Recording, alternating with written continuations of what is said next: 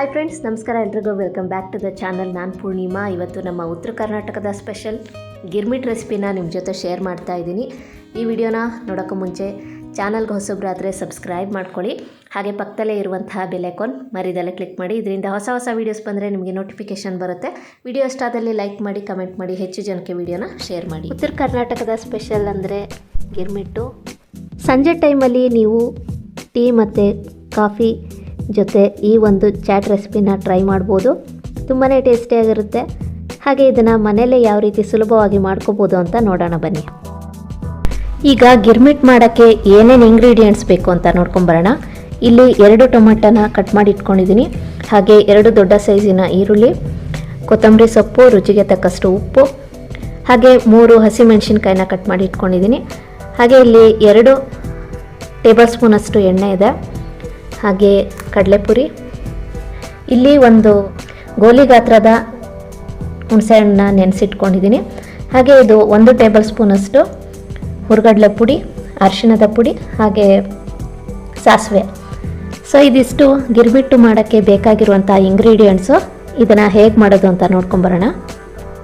ಈಗ ಒಂದು ಫ್ರೈಯಿಂಗ್ ಪ್ಯಾನ್ನ ಬಿಸಿ ಮಾಡೋಕ್ಕೆ ಇಟ್ಟಿದ್ದೆ. ಸೊ ಇವಾಗ ಎಣ್ಣೆ ಹಾಕ್ಕೊತಾ ಇದ್ದೀನಿ. ಎಣ್ಣೆ 2 ಟೇಬಲ್ ಸ್ಪೂನಷ್ಟಿದೆ. ಈಗ ಸಾಸಿವೆ ಕೂಡ ಹಾಕ್ಕೊಂಡಿದ್ದೀನಿ. ನೀವು ಬೇಕು ಅಂದರೆ ಇದಕ್ಕೆ ಉದ್ದಿನಬೇಳೆ ಕೂಡ ಹಾಕೋಬೋದು, ಚೆನ್ನಾಗಿರುತ್ತೆ. ನೆಕ್ಸ್ಟು ನಾನು ಇಲ್ಲಿ ಹಸಿಮೆಣ್ಸಿನ್ಕಾಯಿನ ಹಾಕ್ಕೊತಾ ಇದ್ದೀನಿ. ಇಲ್ಲಿ ನಾನು 3 ಹಸಿಮೆಣ್ಸಿನ್ಕಾಯಿನ ಬಳಸಿದ್ದೀನಿ. ನಿಮ್ಮ ಖಾರದ ಅಪೇಕ್ಷೆ ಮೇರೆಗೆ ನೀವು ಹೆಚ್ಚು ಕಮ್ಮಿ ಹಾಕೋಬೋದು. ಹಾಗೆ ನೀವು ಎಷ್ಟು ಕಡಲೆಪುರಿ ಬಳಸ್ತೀರಾ ಅದ್ರ ಮೇಲೆ ನೀವು ಎಲ್ಲ ಇಂಗ್ರೀಡಿಯೆಂಟ್ಸ್ನ ಹೆಚ್ಚು ಕಮ್ಮಿ ಹಾಕೋಬೋದು. ಈಗ ನಾನು ಈರುಳ್ಳಿನ ಹಾಕ್ಕೊತಾ ಇದ್ದೀನಿ. ಈರುಳ್ಳಿನ ಸ್ವಲ್ಪ ಜಾಸ್ತಿ ಹಾಕೋದ್ರಿಂದ ಗಿರ್ಮಿಟ್ಟು ಟೇಸ್ಟ್ ಚೆನ್ನಾಗಿರುತ್ತೆ. ಈಗ ಇನ್ನು ಸ್ವಲ್ಪ ಈರುಳ್ಳಿನ ಹಾಗೆ ಇಟ್ಕೊಂಡಿದ್ದೀನಿ. ಈಗ ಇದನ್ನು ಸ್ವಲ್ಪ ಫ್ರೈ ಮಾಡ್ಕೊತೀನಿ. ಅದಕ್ಕೂ ಮುಂಚೆ ಸ್ವಲ್ಪ ಈರುಳ್ಳಿ ಚೆನ್ನಾಗಿ ಬೇಯೋಕ್ಕೋಸ್ಕರ ಉಪ್ಪನ್ನು ಹಾಕ್ಕೊತಾ ಇದ್ದೀನಿ. ಈಗ ಇದನ್ನು ಚೆನ್ನಾಗಿ ಮಿಕ್ಸ್ ಮಾಡ್ಕೊಳ್ತೀನಿ. ಈಗ ನಾನು ಇದಕ್ಕೆ ಅರಿಶಿಣದ ಪುಡಿನ ಹಾಕ್ಕೊತಾ ಇದ್ದೀನಿ. ಹಾಗೆ ಇನ್ನು ಸ್ವಲ್ಪ ಉಪ್ಪನ್ನ ಹಾಕ್ತಾಯಿದ್ದೀನಿ. ಸೊ ನಾನು ಬಳಸ್ತಿರುವಂತಹ ಕಡಲೆಪುರಿಲೇ ಉಪ್ಪು ಇರೋದ್ರಿಂದ ನಾನು ಸ್ವಲ್ಪ ಉಪ್ಪನ್ನು ಕಡಿಮೆ ಹಾಕ್ಕೊತೀನಿ. ಇದಕ್ಕೆ ನೀವು ಸಪ್ಪೆ ಪುರಿ ಅಂತ ಬರುತ್ತೆ, ಅದನ್ನು ಹಾಕಿ ನೀವು ಗಿರ್ಮಿಟ್ ಮಾಡಿದ್ರೆ ಇನ್ನೂ ಟೇಸ್ಟ್ ಚೆನ್ನಾಗಿರುತ್ತೆ. ಇವಾಗ ನಾನು ಇದಕ್ಕೆ ಹುಣಸೆ ಹಣ್ಣನ್ನು ಹಾಕ್ಕೊತಾ ಇದ್ದೀನಿ. ಹುಣಸೆ ಹಣ್ಣಿನ ರಸನ ಹಾಕ್ಕೊಳ್ತಾ ಇದ್ದೀನಿ. ಇದನ್ನು ಹಾಕೋದ್ರಿಂದ ಗಿರ್ಮಿಟ್ಟಿಗೆ ಒಂದು ಒಳ್ಳೆ ಟೇಸ್ಟ್ ಕೂಡ ಬರುತ್ತೆ. ನಿಮಗೆ ಇದು ಇಷ್ಟ ಆಗಲ್ಲ ಅಂದರೆ ಬೇಕಾದ್ರೆ ನಿಂಬೆ ಹಣ್ಣಿನ ರಸ ಕೂಡ ನೀವು ಬಳಸ್ಬೋದು. ಈಗ ನೋಡಿ, ನಾನು ಚೆನ್ನಾಗಿ ಮಿಕ್ಸ್ ಮಾಡ್ಕೊಂಡಿದ್ದೀನಿ. ಇದನ್ನು ಸ್ವಲ್ಪ ಬೇಯಿಸೋಕ್ಕೆ ಇಡೋಣ. ಈಗ ಒಂದು ಪ್ಲೇಟ್ ಸಹ ಮುಚ್ಚುತ್ತಾ ಇದ್ದೀನಿ.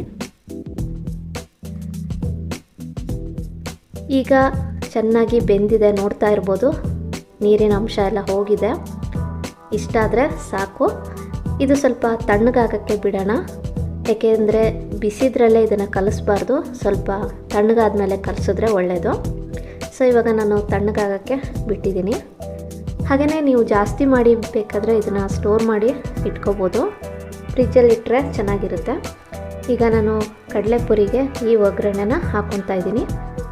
ಮೊದಲಿಗೆ ನೀವು ಜಾಸ್ತಿ ಒಗ್ಗರಣೆನ ಹಾಕ್ಕೊಳಕ್ಕೆ ಹೋಗ್ಬೇಡಿ. ಸ್ವಲ್ಪ ಹಾಕ್ಕೊಂಡು ನೋಡಿ ಟೇಸ್ಟ್ ಹೇಗಿರುತ್ತೆ ಅದ್ರ ಮೇಲೆ ನೀವು ಕಲಿಸ್ಕೋಬೋದು. ಇವಾಗ ನಾನು ಟೊಮೊಟೊ ಮತ್ತು ಈರುಳ್ಳಿನ ಹಾಕ್ಕೊತಾ ಇದ್ದೀನಿ.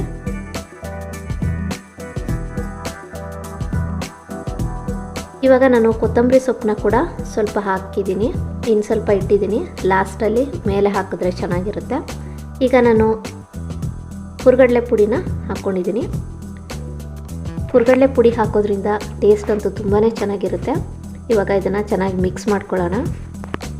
ತುಂಬ ಈಸಿಯಾಗಿರುವಂತಹ ರೆಸಿಪಿ ಇದು.